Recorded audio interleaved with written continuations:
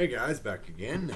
Obviously, I just put up this review for Unhuman up there, so check that out on the channel under the TV and movie reviews if you're looking through a playlist, and you can watch all those videos. Spend all your night watching me review shit.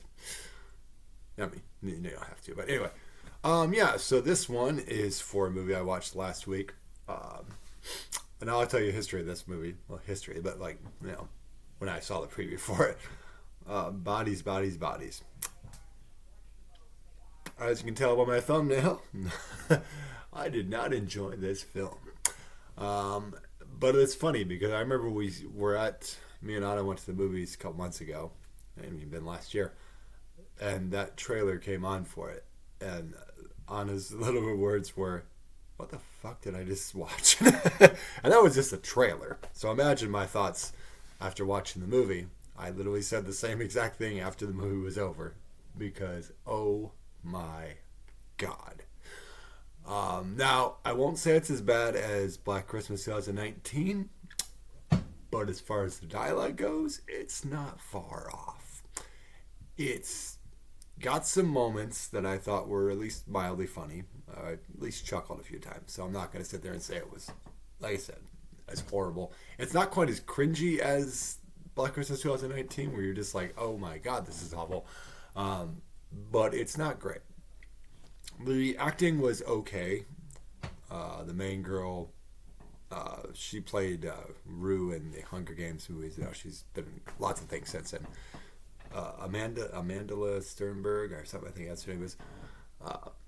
Yeah, she's all right.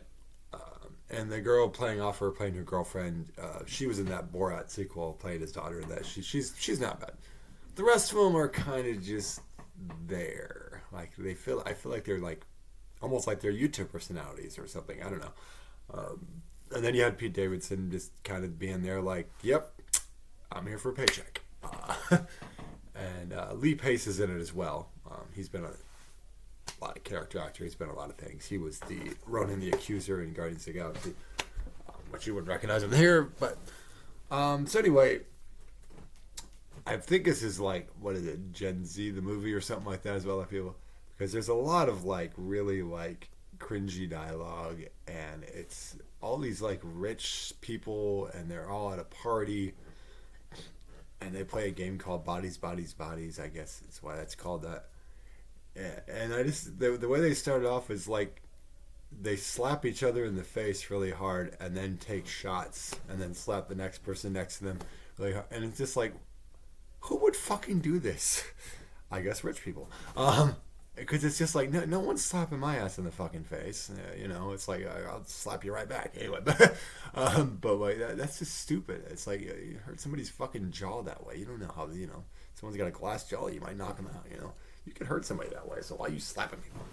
And I did enjoy the slap bad episodes of How I Met Your Mother, but this was just like, what in the fuck is going on here? So anyway, it basically devolves into kind of a hair. I'm using that word a lot. I used it in the other video. It kind of devolves into basically almost like a commentary of sorts, where they are using all this dialogue of like, but it's very like, I don't know if it's a millennial dialogue or zennial or whatever it is, but like, there's a whole lot of using my hands, reaching out to you. But there's a whole lot of like weird, cringy stuff where it's just like, I'm an ally, and it's like, it's a whole bunch of weird. I can't remember all the stupid dialogue, but it was basically, it felt like a Twitter argument, kind of like Black Christmas 2019. Like, we'll put this in there, and people will laugh at it. And I mean, I did chuckle a little bit at it. I fully admit that, but because it's just like, it's like my body dysmorphia, and it was like, and the girl obviously didn't have that.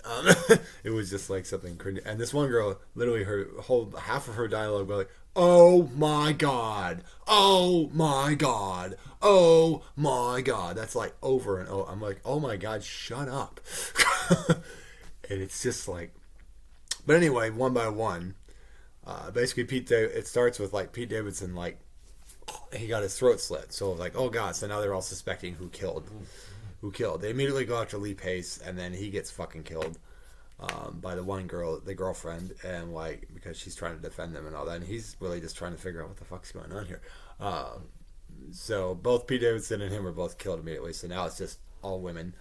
Um, and yeah, and then they one by one start getting paranoid of each other. And then the one actress, there's one girl that's an actress, and then she ends up like taking some drugs and then falling and breaking her neck, I guess. And then the other girl's got a gun, and then she's like fucking with the one girl's like, I slept with her. We slept together before we even came here.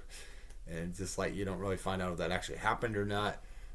And then she does, and it ends up just being the two girls, and then they're fighting or whatever, just trying to see the phone and see if she actually got the text from this girl or something. And then they figure out that, oh, this isn't our phone.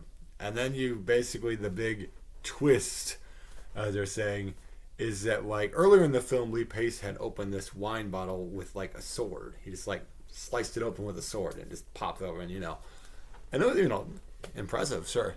So basically, they look on this phone, and it's Pete Davidson. Oh, also they do a TikTok video on there because that's this generation, TikTok, TikTok, TikTok, and that's probably the most on brand thing with a bunch of rich people having nothing better to do, and yeah. So, but basically, he's taking a video and he's trying to do the same thing. He's trying to open the wine bottle with a sword, and he ends up slicing his own neck. So nobody actually murdered him. He's just a fucking idiot, and that's our big twist.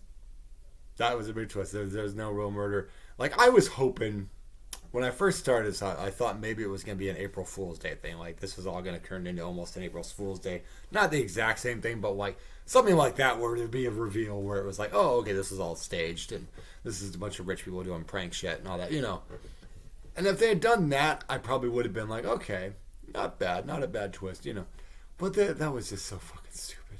It's like, what? This entire point of this movie was fucking stupid. Who is this for? Like, who is this for? I know there's people who like this movie, and that's fine. If you really got into the comedy, as you call it, okay. I just could not get into it. I was just like, why am I watching this? It was late. I was like, well, I guess I'll watch this just to see how bad it is. And it was bad, guys. I could not get into it. I'm sure there's people that liked it, think it's funny, whatever, or it's a good commentary on things. Okay. And I guarantee you Anna would have probably felt the same way because, her little reaction to the trailer was like, what the was that? I could not get into it, guys. So that would definitely be a down vote from me. So it's on Amazon now. You can watch it on the channel there if you choose to.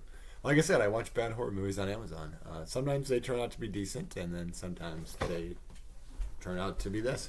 So most of the time it's really schlocky B movie level crap. But sometimes you get a gem here and there. Like I said, I watched Terrifier 2 a couple weeks ago on there, so that was good. But and I watched Smile on there several weeks ago. I never got to do a review of that, but that was really good. I really enjoyed that. But this was not good. So Bodies gets a thumbs down from me. I was just waiting for it to be done. I'm like, okay, is there going to be a good? I was just waiting for because everybody said there's a twist. I'm like, oh, maybe the twist will be good, and then it'll like turn out to be something that we're not thinking, and we're like, okay, because twists can sometimes save a movie if it's a good twist, like, oh, okay, like you're like, oh, I didn't see that coming, but like if it's a bad twist like this one, then it's just like, okay, so basically Pete Davidson's character was just a fucking moron, and everybody else just killed each other because they were paranoid that they were the killer, and there was really no killer. It was just a complete misunderstanding because dipshit fucking sliced his throat. Fuck you. Oh, sorry for that. I don't know. Probably gonna get nailed for doing the finger, but I don't care. That was awful. I'd rather never experience a shit movie like that again. And it's funny. Like I was hearing a lot about like a writer's strike coming up in Hollywood potentially, and writers deserve to get paid well and treated well and stuff like that on their sets, as do special effects people, stunt people, all that stuff, because they all make the movies work. Just like in your theater, man, it's not just about the actors on stage. It's directors, it's your crew, your props, your costumes, makeup if need be, your sound booth, your whoever it is, set builders. You got to treat everybody right because you're all part of the team. So same thing with writers. That said, if the writers of this film went on strike, please go away. Writers of I Know You Did Last Summer, some of the writers on She-Hulk, Velma, any of those people want to strike. Bye bye, see ya. Maybe we can hire some real writers that actually know how to fucking write. Or people aren't just agenda writing, mid rant here, sorry. But, not just like, hey, I'm going to get my TED Talk into this movie. There's too much of that in Hollywood now. It's just like, social commentary is fine, but like, sometimes it gets to a point where it's like, okay, we fucking get it. Thank you. Can you shut up now? Can you get back to a story, some kind of story in this freaking thing? Most people are just trying to be entertained, and it doesn't really matter what side of political spectrum you're on. The majority of us we're here to be entertained. And there's lots of things that do entertain. There's actually lots of good shows and movies out there. But there's also really bad ones. And, I can appreciate like a B movie, like a Tommy Wiseau thing or Neil Breen. There's at least some entertainment in there. You're just like, because it's just so it's so bad, you just have to laugh at it. Like those so bad they're good can at least be entertaining. But like movies like this, it's just like, what the fuck was this, guys? Seriously, or Black Christmas 2019. We're using this title. We have or I Know You Did Last Summer. Just like, just stop. Just stop. Just stop. So anyway, guys, that was my review of Bodies. So I will be back with my Scream ranking video and possibly some more stuff. I see the thing about a podcast. I may play around with that, and we'll see if I can figure that out or not. Cool, guys. Like and subscribe, and keep watching.